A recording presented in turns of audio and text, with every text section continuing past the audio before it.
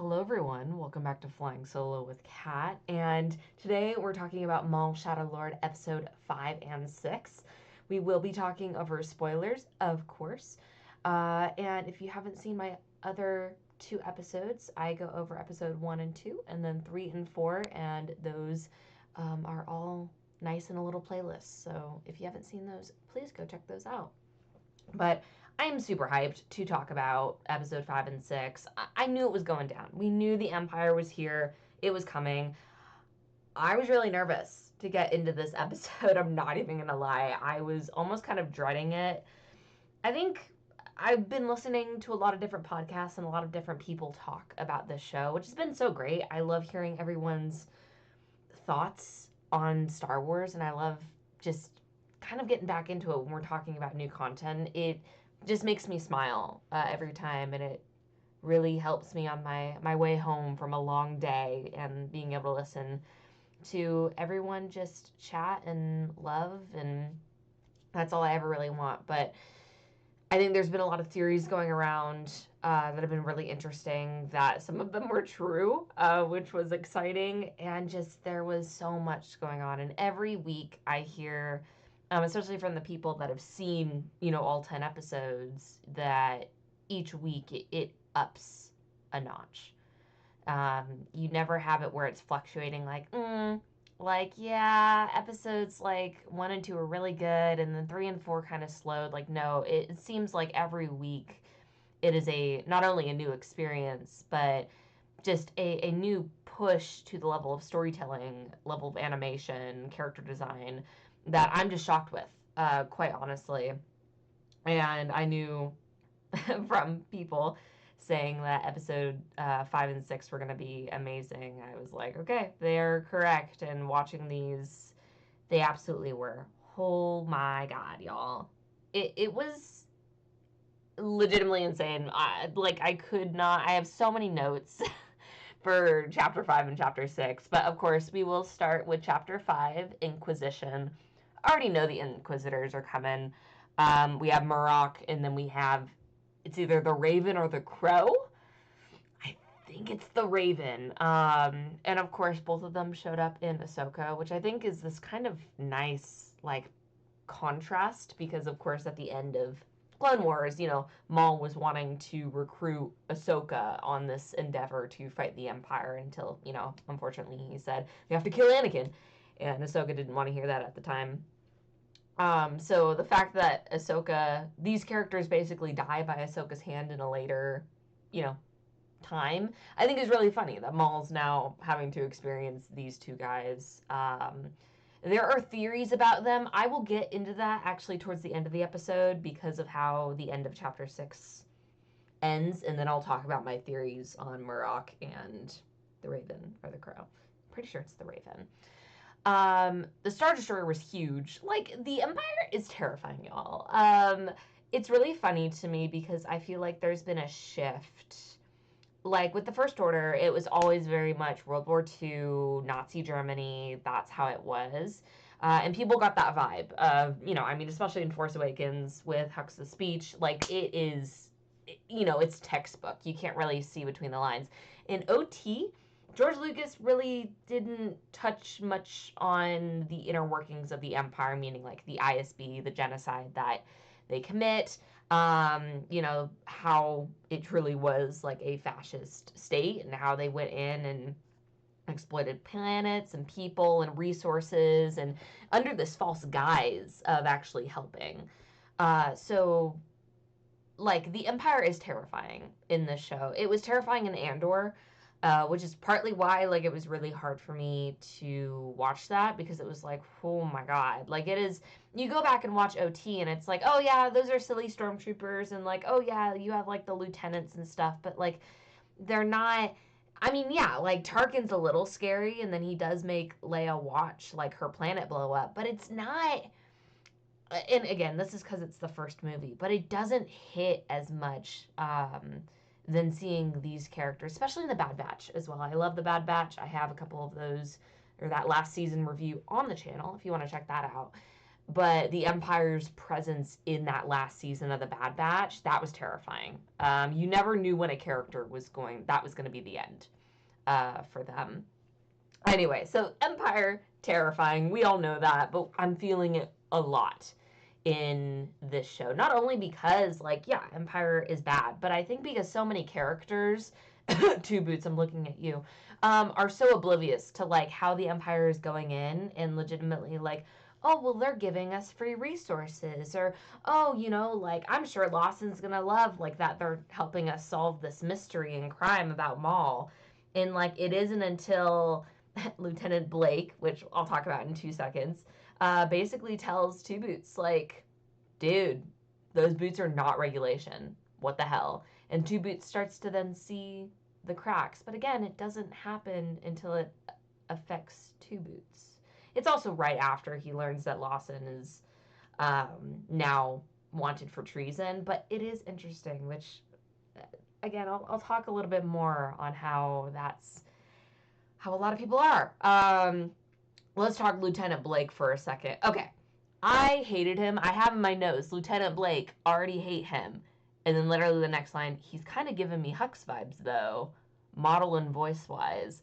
Look, y'all know almost every episode, I gotta mention my boy, and he's been on my mind a lot this week. So, yeah, I'm gonna have a section for him. Look, Lieutenant Blake annoys me. I hate lieutenant characters because they're so posh and uptight when I'm like, okay, when it's a general, which is why I like Huck so much. Like, when he is a general, like, he legitimately commands the room and the space and he has the title for it. I think lieutenants, like, are on such a power trip and I hate it. Besides Matika. I love you, my boy. But literally when he was standing, like, straight with his arms, like, or with his hands behind his back, I was like, okay, that's literally Hux's model. And then I, like, closed my eyes for a second and listened to his voice, and I'm like, okay, this could kind of be, it's not giving me Donald Gleason, but we're on the cusp of, like, kind of this weird kind of Irish English accent, and I'm kind of liking it, which is very much Hux. So I hate Lieutenant Blake, don't get me wrong, but he was giving me a little bit of Hux, though. And he had, like, the blonde hair, too, which I think why it was kind of selling me. I'm like, oh, just change it to red, and, like, that's so him. The face was not giving, though. It was way older, and just the face was, no offense, but very ugly. I was like, Hux, that you were beautiful, my boy. That is not what you look like. But it did give me major vibes about that. So I did kind of have to laugh. Kleiss, like, she didn't really take the blame for it, but, like, going under interrogation. She didn't survive? Is that what Blake alluded to? That pissed me off. I was like, are you joking? Like, now granted, this is like, it's not, I think it's rated teen. I think it's rated teen. Either way, teen or M, I don't think they can show super graphic interior. Like, it can't be Andor. Andor, I think, was rated M. But yeah, not seeing like that is almost more haunting. Not seeing Kleiss be interrogated and then Lawson coming into that room and seeing like the scratches on the table. Like, oh, literal chills. Like, it is terrifying. And like, that pissed me off. And like, I was nervous with Lawson going into the room with Murrock. I was so scared. It definitely had Dark Knight vibes, which I love. It's one of my favorite movies that I've watched all the time. So I really liked Murrock coming right behind him and doing that type of thing. Yeah, Two Boots just pissed me off. Again, it wasn't until like chapter 6 where like Two Boots kind of starts to realize this is the issue, mainly with America, because I could speak on that. So let's talk about our politics, because Star Wars, wars is in the name. It is political. It is what it is. In my own family, in my own world, it's interesting to see how one thing can basically change a perception on someone, no matter how much other people have told you that this is bad or that this person does not have good intentions. No matter all of the things that on textbook, it's been bad. It's not until I do one specific thing that hurts you that they actually start to go, oh no, I don't like this guy. Oh no, it changes. Part of me gets it, because in our world we think of ourselves and we're very selfish people. But at the same time, I always try to be outspoken for others, even that are not affecting me whatsoever, because it will soon affect me. It's important to take a big stance against ICE, and important to stand up with our brothers and sisters and our neighbors against the police state. I might not be attacked as someone who is white and basically very, very English, but it does not matter. It should not matter if I'm not being the one detained. It is my friends and it is my neighbors, and I should be able to support them. And we've already seen that with these immigration laws, that it is starting to attack trans people and starting to attack queer people as well. Y'all know here on the channel that I identify as non-binary, and I do have that on my ID. And a lot of states are now restricting that, and they're making it very difficult for trans people to basically identify how they are, which I'm not even going to get into the politics of that, because that's not what we talk about on this channel, but it is not good. It is creating a lot of complications that these people do not need to be going through. So yeah, it does affect me, but again, I was in this fight before it affected me.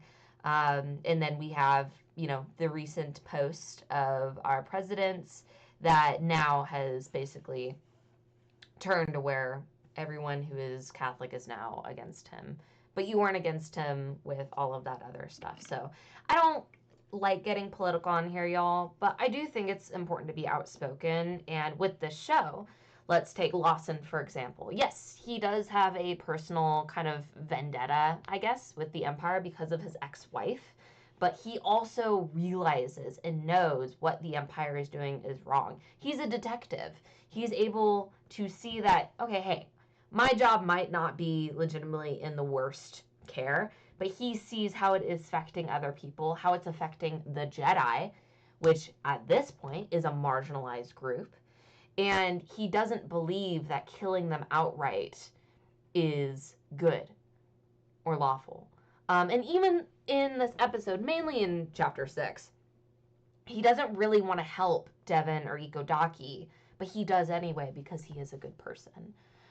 Even though that it will get him killed, and it will put his son in danger, he still knows that the right thing to do is to help. And I mean, that's the core belief of Star Wars. Ikodaki says something along the lines of, we have to have hope, and like, we are not alone. And again, this is what George Lucas wrote about, what JJ, Ryan, Dave Filoni, whoever is writing on Star Wars, at its core, that's what it's about. No matter if you agree with the writer or the movie or not, that is Star Wars at its core. And I think with this show, I want to be angry at people. I see posts all the time that be like, wow, I can't believe this Star Wars show is like relating so much to like our actual political system. It's like, why do you think that is? Like, why are you shocked? And that's not a good thing at all, even with the New Republic. And I can get into whole New Republic politics and all of that too. But I think at its core, like, this show is doing such a good job at showing how a takeover of a planet, a takeover of a political system can happen instantly. I like that it's happening in episode 5. I mean, we're halfway through this season. I like that they just didn't wait till the end to introduce the Empire. I feel like this is the perfect time to kind of throw a wrench in plans, and it is good. Anyway, I will move on from that tangent. I'm not sorry. I do think it needs to be talked about, but it is just interesting seeing the parallels, and with Lawson and with Two Boots. I hope Two Boots will start to realize and really take a stance against the oppressors. We even see Riley's mom, you know, and like I even say here, I hate the Empire. Like it's Empire pulls away families. I think the fact that Riley's mom, like, she kind of is already like, oh no, like your dad was in the wrong. Was he? And then she's very much like comply, comply, comply. Don't ask questions. Just do what they say. It's like that's not a good thing. Uh, this is why fascism is bad. We don't, you know, it's always this thing of don't think for yourself. They do the thinking for you. Don't think about it too deeply. And again, that relates to real life and people that are not taking a bigger look into the big picture.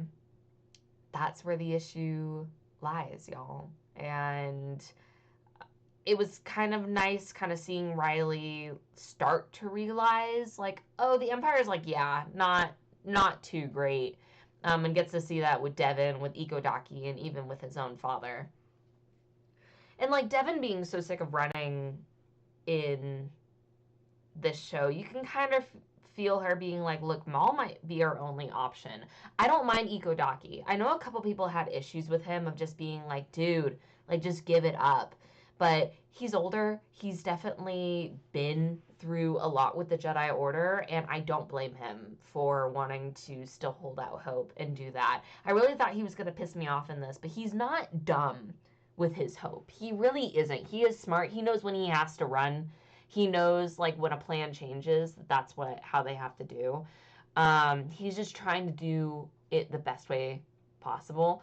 But seeing him fight with Devin with the stormtroopers was so cool. The choreo in this TV show is very good, which is not surprising. I knew that from, I believe it was episode 3. But it's, oh God, y'all. The show is just so good. And, like, it just makes me think about so many things. And, like, I just love Star Wars so much. It's so good.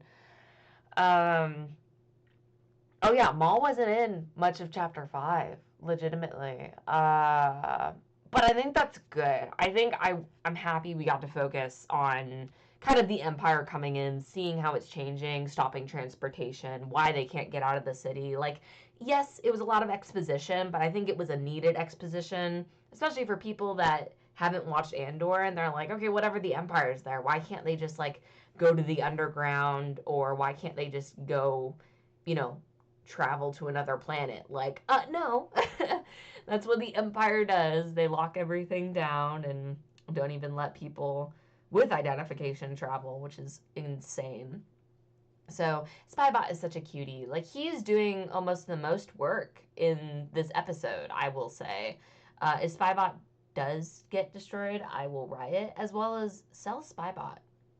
Put him... Come on, Disney.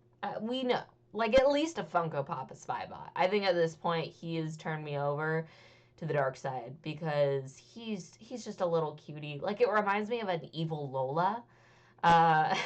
And I love Lola from Obi-Wan Kenobi, because just she has such kind of spark and pizzazz. And, like, Spybot is the same exact way. Just a little bit more evil. But I love it.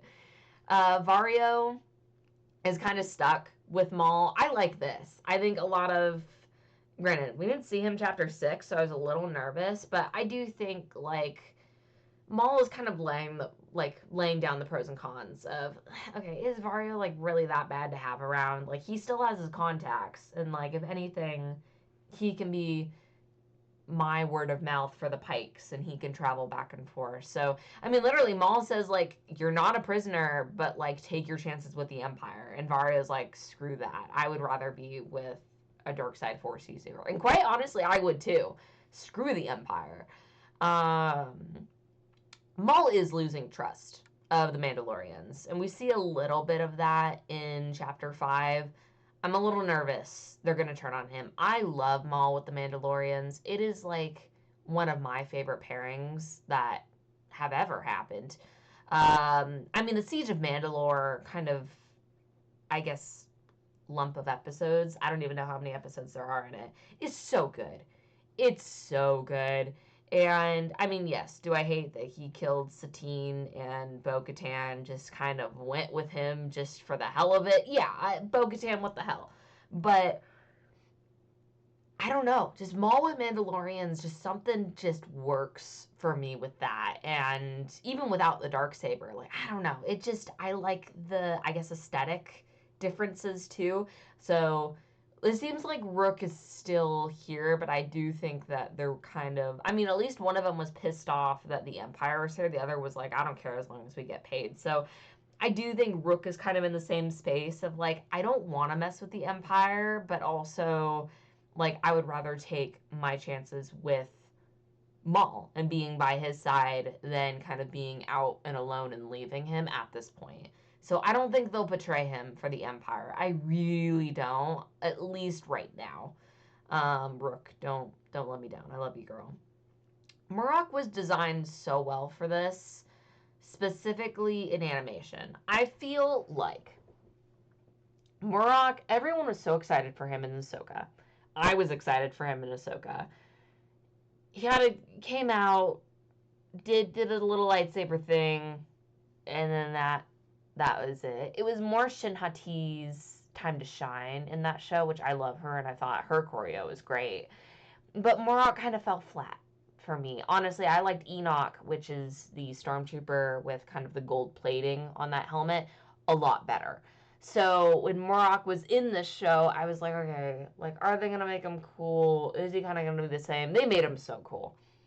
Like him in animation, I feel like works. I feel like live action ones are at like, it kind of slanted a little bit in quality. He is destined for animation, and he went hard. Not only in chapter 5, but in chapter 6 specifically, which I'll touch on in a second.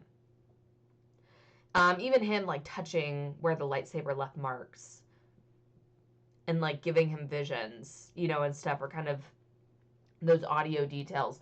Amazing. I've written that in multiple fics, and I think that it's genius, and I don't know why they don't do that more often, specifically with like Darksider or even Lightside Force users. I think it is a great way to kind of visually tell the character, or visually show that the character understands what has transpired that us, the audience, have seen. So I don't know, it's just a great, like, it moves the story forward. It's a great story building tool to where we don't have to sit here and have Lieutenant Blake catch Murok up on what has happened and who is bad and that they had a fight, or even with Lawson. Murok is able to experience that himself and us through the audience. I think it's amazing. I love it. It's such a small detail, but because I've written it, I think it's the best thing ever, right? So let's finally, sorry y'all, get into chapter 6, Night of the Hunted. Literally so good. It's like, I don't know, I think 6 is probably my new favorite one. Like, I was smiling the entire time. It's just so much fun. And I like, again, I don't care for when we're sitting on one planet and we're stuck there for a long period of time. We are seeing so many different places on this planet and running from place to place that in my brain, I don't even subconsciously see it as the same place. And it's fresh and new and it feels good. And I love that. So at the end of chapter 5, basically, Ikodaki goes with Devin to Lawson's house. Riley lets them in and wait for them. Riley does not know that they are Force users, which is interesting. I do feel like, I don't know. I don't see it. Lawson wouldn't have told Riley, but it is kind of interesting of like when they have lightsabers, Riley is like, they're Jedi? Like, that's interesting. So we kind of leave off on that, although it does start off Maul training like by himself, which I think is really, really cool. And Murok seems to be kind of chasing him throughout that. And I don't know. It was just a nice scene to just have. And it was a calm moment before the storm. Let's see. So yeah, Riley, it was really cute because Riley, or technically Devin takes Riley into his room while they go chat while the adults chat. I don't know. There's also a little bit of parallel between Riley and Devin, which I think is kind of fun and interesting. And again, I didn't think that even these characters were gonna meet. I thought, okay, yeah, they're gonna be connected with through Lawson. Like, I didn't think Riley was gonna have this big of a role, and I'm happy he does. I kind of liked Riley from the start, but I didn't want him to be a side character. I wanted him to be present with Lawson, and kind of go on this fun adventure, not only to like reconnect with his dad, but also see like, yeah, the Empire freaking sucks. And like, this is why Lawson does the job that he does. So I think we're going to see a lot of cool stuff with that. Igodaki just dropping that, like, him and Devin barely survived Order 66. I do wonder, after this season ends, if we're going to get a tie-in comic where it talks about the days before Order 66 with Ikodaki and Devin. Because one of my theories was that because they got out, like, Ikodaki and Devin were just on, like, a small little mission themselves. And they were maybe with, like, 2 or 3, like, clones. Maybe not even that. It could have just been they were on their own. And that's kind of why they escaped. But like Igodaki saying they barely survived, like, does that mean there were a lot of clones? Does that mean they were on like a certain planet at that time? Like, that'd be cool if they were on Kashyyyk. That would be sick if they were on Kashyyyk. That would be, oh, I actually just made myself so happy. That would be sick. I would love that. But I do think we might get a tie-in comic at the end of this, at least season, unless they're planning on putting that into animation in season 2, or we're going to see it in the next couple episodes. I don't know, but I'm excited and I want to know more about their master and apprentice relationship. Murrock fight with Ikodaki and Devin. I was terrified the entire time. I'm not even going to lie to you guys. I thought they were so dead. Like, legitimately. I thought they were going to die.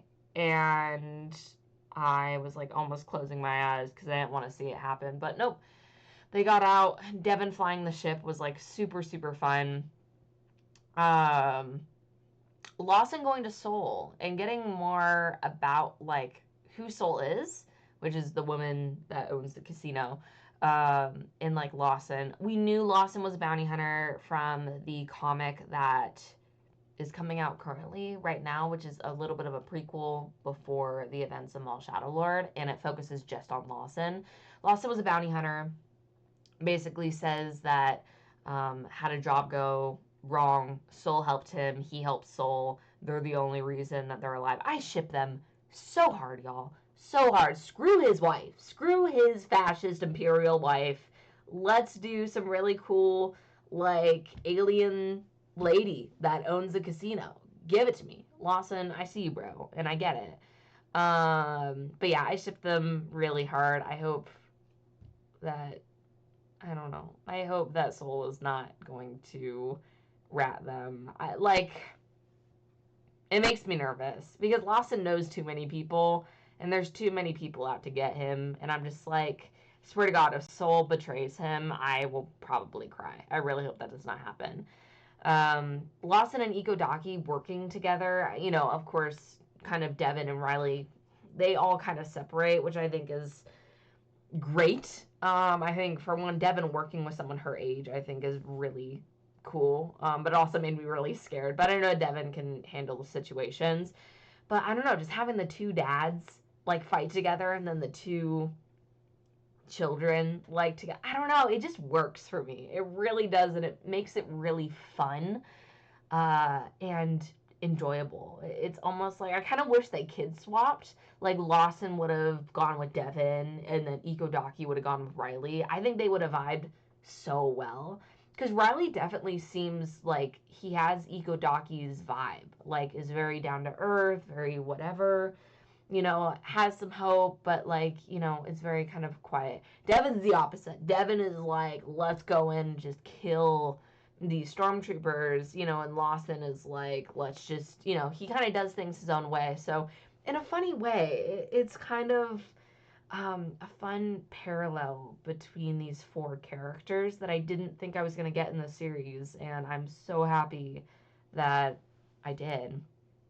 Um, yeah, Devin fighting Murrock, that was so good, dude. I knew Maul was coming. It was probably until like they were alone with Devin was alone with Riley and then Murrock, and I was like, there's no way she's gonna beat him on her own. And then it was kind of just like the silent part, and I was like, okay, Maul's coming in, and then he just shows up above. It was great. It didn't need to subvert my expectations. It was exactly what was needed. Yeah, fight was so good. I just smiled the entire time, and I'm not even lying to you guys. Legitimately, like, this episode was just so much fun. It had so much just good character development. And with this show, like, I felt so much of the Bad Batch in it, and with the character relationships, which I didn't think I was gonna get with the show, but I am very happy we did. I did kind of think that Devin was gonna like try to fight Maul at the end, but I liked that she kind of just I don't want to say gave up, because she did not give up, but just chose not to fight him, and Maul chose that same thing. I'm a little nervous because the fact that Maul is now with Devin and Riley, and then Lawson and Iko Daki they don't know where they're at. I'm a little nervous, but I'm happy that at least Lawson and Iko Daki are together. I prefer that than like everyone is separated. So I'm hoping that it's good. Before we close off, let's talk about the hologram at the end, people. Put your votes down in the comments section. Is it Maul? I said, is it Maul? Is it Palpatine? Or is it Vader? Oopsies, bad notes. I don't know, y'all. Because, okay, we didn't think that Palpatine was going to show up in Obi-Wan Kenobi. He showed up in Obi-Wan Kenobi. We didn't think Palpatine was going to show up in the Bad Batch. Palpatine shows up in the Bad Batch. Will Palpatine show up in this show? I don't know. Because part of me, now, Morok said, my lord. I mean, Vader is addressed as Lord Vader. Palpatine is dressed as Lord Palpatine or Emperor Palpatine. I do think it's Vader. I think it's Vader because all of the Star Wars bros, which a little bit of me too, wants to see Maul battle Vader. We have kind of, I wouldn't say Prime Maul, but we have the closest that we're going to get to Prime Maul right now, compared to Prime Maul, and then Prime Vader.